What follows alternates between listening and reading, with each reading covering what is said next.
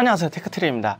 노트북에서 가장 중요한 두 가지가 아무래도 휴대성과 성능이겠죠. 그리고 성능에 필수적으로 따라오는 게 바로 발열이고요. 하지만 노트북은 데스크톱처럼 쿨링의 자유로운 환경이 아니기 때문에 발열이 심해지면 성능이 상당히 떨어지는데, 여기 있는 이 친구가 좀 그런 특성을 가지고 있습니다. 자, 오늘 볼 제품은 주연테크의 신제품 리오9 L7T36 제품이고, 전체적으로 스펙이나 가격 괜찮은데 발열이 좀 아쉬운 노트북이에요. 아무튼 어떤 친구인지 바로 보도록 하겠습니다. 렛츠 기릿!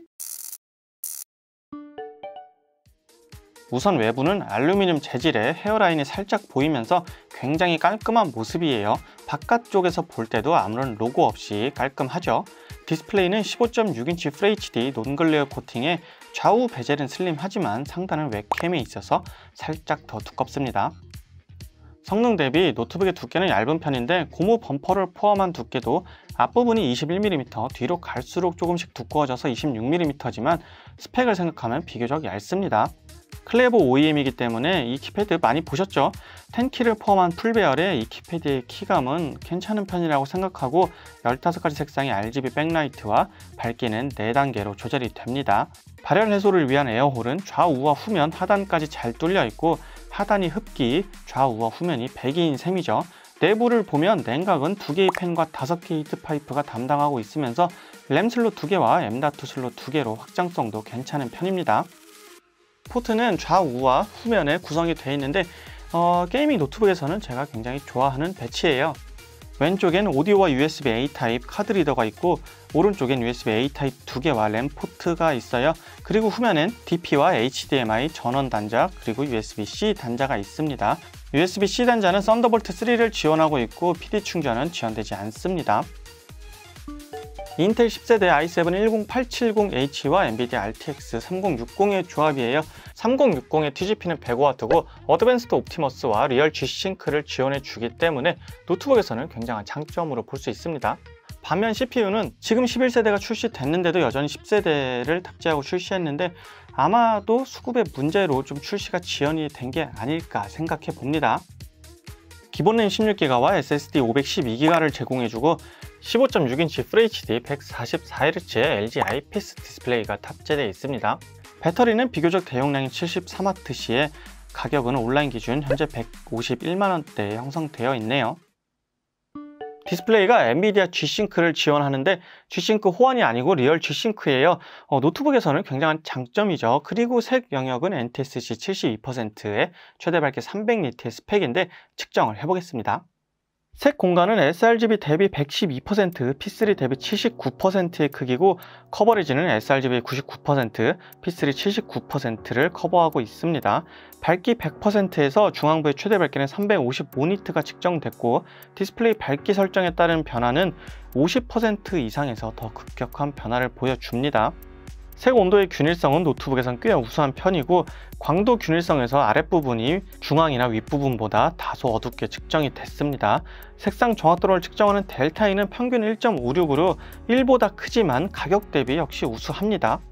G-Sync가 지원돼서 게임 플레이 시 티어링이나 스터터링이 거의 없이 플레이할 수가 있는데요. 슬로우로 촬영을 해보면 G-Sync를 껐을 땐 마구마구 찢어지지만 G-Sync를 켜주면 이렇게 보는 것처럼 확실히 찢어짐이 거의 없는 것을 볼 수 있습니다. 저는 좀 둔감한 편이라서 잘 못 느끼는데 예민한 분들이나 게임을 좋아하는 분들에게는 굉장히 꿀 기능인 G-Sync였습니다. 맞나? SSD는 PCIe 3를 지원하고 삼성 PM981이 들어가 있네요. 순차 최대 읽기 3400MB, 쓰기 1940MB 정도가 측정이 됐고 요즘 나오는 PCIe 4 제품들과 비교하면 느리지만 기본 탑재된 SSD로는 충분히 좋습니다. 시네벤치 R20에서 멀티코어는 3900점 정도 시작해서 3200~300점대를 유지하는데 여기서 문제가 한 가지 좀 있습니다. 언뜻 보면 온도가 70도대로 괜찮은가 생각할 수 있지만 1회차에서 CPU에 로드가 걸리자마자 온도가 100도까지 찍히고 바로 스로틀링이 들어가요. 그래서 잠시 후에 파워 리미트 구간에 들어가면 55W로 전력이 제한되고 10회차까지 거의 계속 전력 제한이 걸리기 때문에 온도가 낮은 거고 그로 인해 점수도 최고점 대비 600점 정도가 빠지는 거겠죠.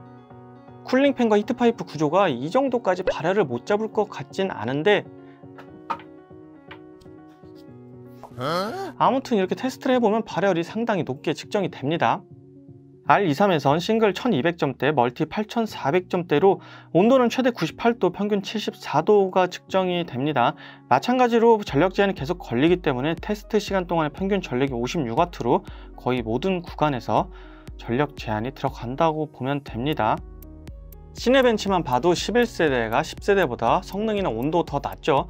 거기다가 발열을 또 못 잡고 있어갖고 그 격차가 좀 더 벌어지는 것으로 보입니다. 파이어스트라이크 GPU는 21000점대, CPU는 20900점대가 나왔고 CPU 평균 온도 86도, GPU는 68도가 측정됐고 익스트림이나 울트라도 크게 다르지 않습니다.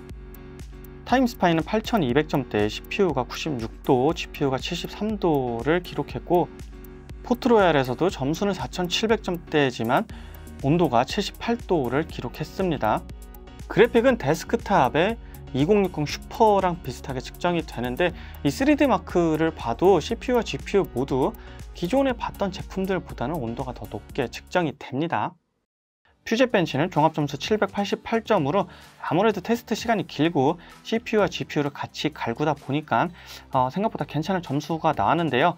아무튼 인코딩을 해보면 기존에 테스트하던 FHD 영상은 2분 44초 정도가 측정됐는데 일단은 나쁘지 않습니다. 이어서 4K 영상은 8분 44초 정도 소요됐고 동일한 스펙의 다른 노트북들과 비교했을 때 중간 정도의 속도가 나왔네요.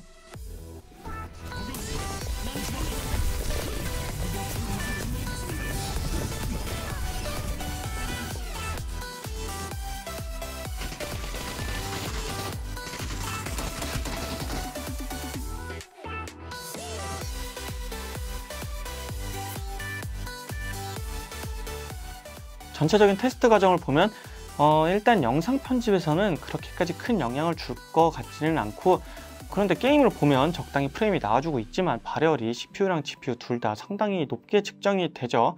그래서 아무튼 이 발열을 제어하지 못하기 때문에 최대 성능을 끌어내지 못한다는 게 가장 아쉬운 점입니다. 배터리로 유튜브 연속 재생을 해보면 화면 밝기 100%에서 약 5시간 반 정도가 재생이 됐고 생각보다 길게 재생이 됐죠. 게임과 인코딩을 연속으로 돌려보면 1시간 정도 사용이 가능합니다.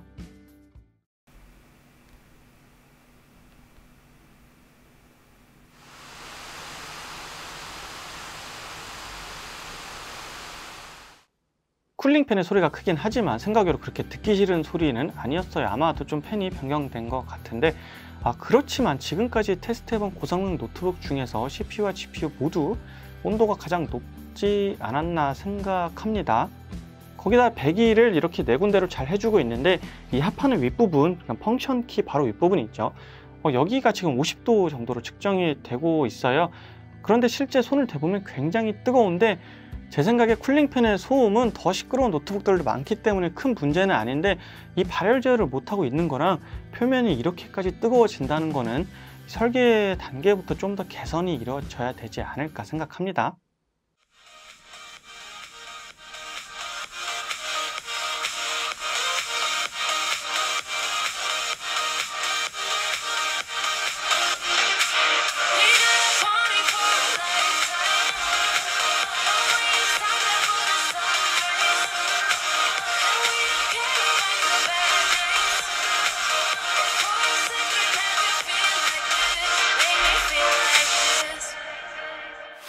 여기까지 해서 주엔테크 신제품 리오9 L7T36에 대해서 알아봤고요.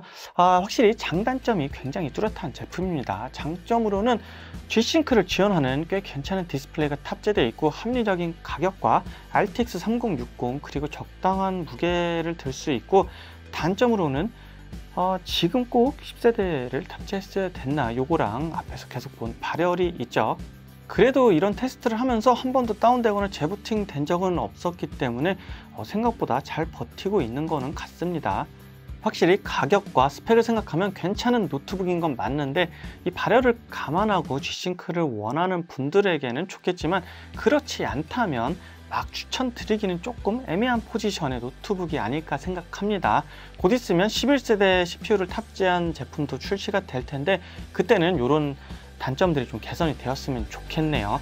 자, 오늘 리뷰는 여기까지고요. 오늘도 좋은 하루 되시기 바랍니다.